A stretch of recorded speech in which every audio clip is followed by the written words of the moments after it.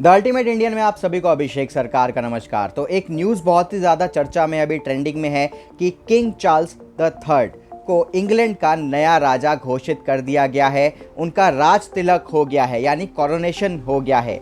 India के vice president Jagdeep धनकर ने भी ये जो कोरोनेशन सेरेमनी था लंदन में, वो अटेंड किया है। पर दोस्तों, इसको लेके एक इतिहास भी है, एक कंट्रोवर्सी भी है। जब दोस्तों 1953 में क्वीन एलिजाबेथ II का कोरोनेशन सेरेमनी हुआ था, तब इंडिया से जवाहरलाल नेहरू, उस समय के इंडिया के प्राइम मिनिस्टर जवाहरलाल नेहरू ने ये सेरेमनी लंदन में अटेंड किया था, जिसको लेके उस समय बहुत ज़्यादा कंट्रोवर्सी हुई थी। और आज भी ये सवाल बहुत ज़्यादा उठाया जा रहा है कि क्यों उस समय प्राइम मिनिस्टर जवाहरलाल नेहरू ने ये सेरेमनी अटेंड किया था। 1953 में भी बहुत सारे लोगों ने क्रिटिसाइज किया था कि इंडिया जस्ट आज़ाद हुआ था 1947 में, और उसके ठीक 6 साल बाद ही इंडिया के प्राइम मिनिस्टर इंग्लैंड के क्वीन के राज तिलक में पहुंच गए। कुछ लोगों ने उस टाइम बोला कि जवाहरलाल नेहरू के इस फैसले ने इंडिया को फिर से गुलाम घोषित किया है। फिर से बोला है कि इंडिया इंग्लैंड के सामने झुक गया क्योंकि उनके क्वीन के राज तिलक में हमारे प्राइम मिनिस्टर पहुंच गए थे। पर इसके पीछे रीज़न क्या था, जवाहरलाल नेहरू ने खुद बताया था। तो दोस्तों, आखिरकार जवाहरलाल नेहरू ने कोरोनेशन सेरेमनी अटेंड क्यों किया था, और इंडिया और ब्रिटेन के बीच जो रिलेशन है उसमें क्या मायने रखता था ये सेरेमनी अटेंड करना उस टाइम। तो बने रहिए इस वीडियो में और सब्सक्राइब कर लीजिए हमारे चैनल को। उस समय के कई सारे रिपोर्ट्स, कई सारे आर्टिकल्स, कई सारे बयान सामने आए हैं ऐसे कि जिसमें ये माना गया है कि जवाहरलाल नेहरू खुद ये सेरेमनी अटेंड करना नहीं चाहते थे। पर दोस्तों, उस समय यूनाइटेड किंगडम एक सुपर पावर था, जैसे कि इस समय यूनाइटेड स्टेट्स ऑफ अमेरिका है। हर देश को यूनाइटेड किंगडम के साथ, इंग्लैंड के साथ अच्छे रिलेशन बनाना मैंडेटरी था, और ना चाहते हुए भी जवाहरलाल नेहरू को वो जो कोरोनेशन सेरेमनी था वो अटेंड करना पड़ा। पर उनको पता था इसका सिग्निफिकेंस क्या हो सकता है। इंडिया में इसको क्रिटिसाइज भी किया जा सकता है, पर इंडिया को यूनाइटेड किंगडम के साथ अच्छे रिलेशन बनाने की ज़रूरत थी, क्योंकि इंडिया नया नया आज़ाद हुआ था और यूके तब सुपर पावर था। हालांकि इंडिया में उस समय बहुत ज़्यादा मिक्स्ड रिएक्शन मिला जवाहरलाल नेहरू के इस फैसले को लेके। कुछ लोगों ने बोला कि इंडिया का जो स्ट्रगल था, स्ट्रगल फॉर इंडिपेंडेंस, उसको धोखा दिया है जवाहरलाल नेहरू ने। और कुछ लोगों ने तो ये तक बोल दिया था कि ये एक सिंबल है कि इंडिया अभी भी कॉलोनाइज्ड है इंग्लैंड द्वारा, यूनाइटेड किंगडम द्वारा।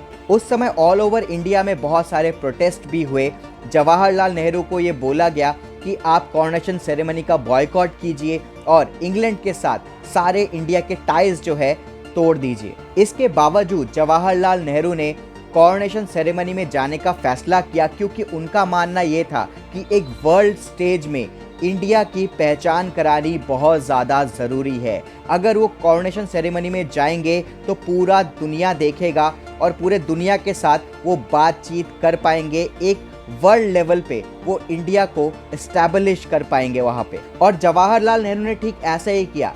कोरोनेशन सेरेमनी खाली उन्होंने अटेंड ही नहीं किया, वहाँ पे जितने भी वर्ल्ड लीडर्स थे उनसे वो मिले। यहाँ तक कि ब्रिटेन के ex prime minister Winston Churchill से भी मिले जवाहरलाल नेहरू, और काफ़ी सारी बातचीत हुई, काफ़ी सारे रिलेशंस बने ऑल ओवर वर्ल्ड के लीडर्स के साथ, जिसको कि लॉन्ग टर्म में इंडिया को भी काफ़ी फ़ायदा हुआ। धीरे धीरे करके जैसे ही इंडिया और यूके के रिलेशन बेहतर होते गए, काफ़ी सारे ट्रेड डील्स हुए, काफ़ी सारे एक दूसरे को हेल्प भी किया, तो ये जो इशू है धीरे धीरे रिजॉल्व होता गया।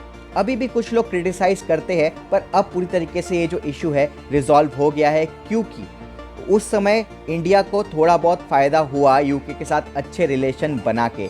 और आज ये टाइम है कि इंडिया की जीडीपी, आर्मी, हर चीज़ यूके से बेहतर है। हम हर एक चीज़ में यूनाइटेड किंगडम से आगे निकल रहे हैं। दोस्तों, आज इंडिया एक प्राउड इंडिपेंडेंट कंट्री है और दुनिया का वर्ल्ड पावर बनने को तैयार है। पर जिस समय इंडिया आज़ाद हुआ था उस समय इंडिया के सामने बहुत सारे चैलेंजेस थे। उस समय पूरे दुनिया के साथ इंडिया को चलना पड़ता था अपना स्टेटस मेंटेन करने के लिए, दुनिया को इंडिया दिखाने के लिए कि इंडिया क्या है, उसको दिखाने के लिए वर्ल्ड स्टेजेस पे इंडिया को जाना ही पड़ता था, और इंडिया क्या है ये बताना बहुत ज़्यादा ज़रूरी था। उस समय के इंडिया में और आज के इंडिया में बहुत ज़्यादा फ़र्क है।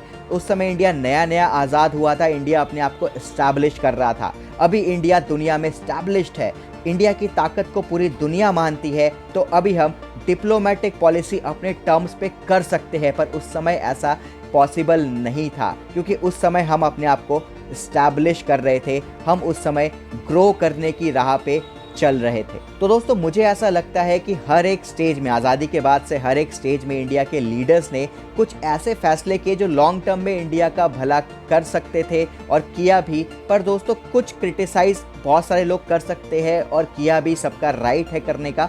पर दोस्तों, हमारे लीडर्स ने बहुत सारे डिसीजंस ऐसे लिए जो लॉन्ग टर्म में इंडिया को भला किया उसने। तो इसमें आपका क्या विचार है, कमेंट बॉक्स में ज़रूर लिखिए और ऐसे वीडियोस देखने के लिए सब्सक्राइब कर लीजिए हमारे चैनल को। जय हिंद।